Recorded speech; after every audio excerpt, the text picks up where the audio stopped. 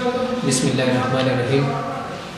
د ریډرز اکیډمي آغاز موږ په 2009 کې کړی دی چې موږ د ډیویژن نه مخکې وروسته راغلو، خو د هغې نه مخکې مې یوه اداره چلوله، نو په هغې کې بیا زموږ بایفارګیشن وشو او ما د ګرد سیکشن یو آغاز وکړو.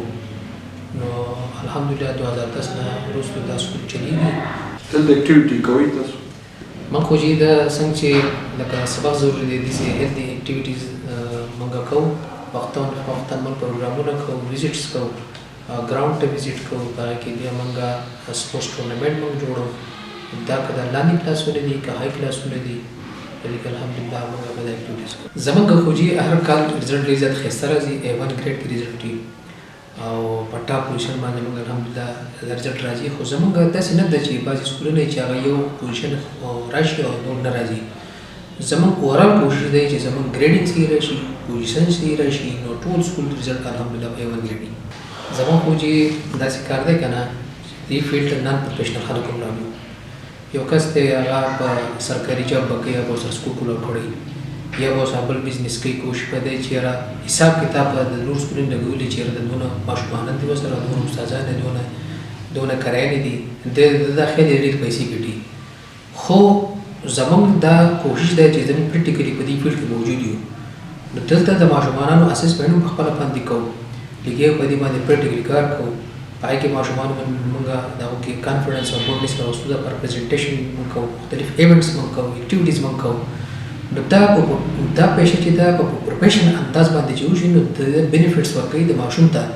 دا ماشوم سره 10 کاله 12 کاله سبق وایي، خو 10-12 کاله بعد د یو کالج لایف ته روان دی، چې په کالج لایف کې دته ضروري خبره چې دته ګرومینګ او د ګروت د ایکسپوژر دته په سکول لیول باندې میلاو شي. نو دا ګراس روټ لیول دی.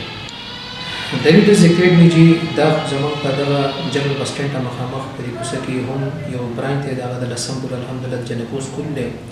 یو جدا سیکشن دی چې په هغې کې با پرده ماحول دی، هلکان ورسره نه وي. په څلورم کلاس ته چې کله بوایز ورسي، هغه ته موږ بوایز سیکشن ته راشفټ کوو.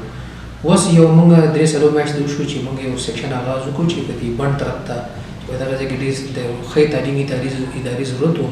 تاسو وینئ د بلډینګ تاسو ویزټ وکړو چې په دې کې څونه سهولیت دي. پکې تاسو لیب ولیدو، تاسو لایبرري ولیده، تاسو په دې کې نور دفترونه ولیدل.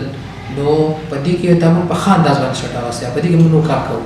خو دا دی که نه چې په هر کوم ځای کې چې کار کېږي که نه، د هغې دپاره ضروري ده چې ستا یو تنظیم وي.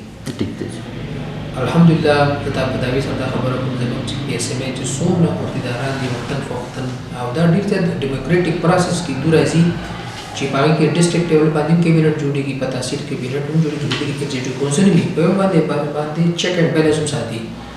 نو دا ده چې زموږ څونه د پرایویټ سکولونو څونه مسلې دي، هغه زموږ کابینټ لاړ شي، که د بورډ سره مسله راځي، که د ایجوکیشن ډپارټمنټ سره مسله راځي، که په صوبایي سطح باندې مسله راځي، دا زموږ یو اواز دی.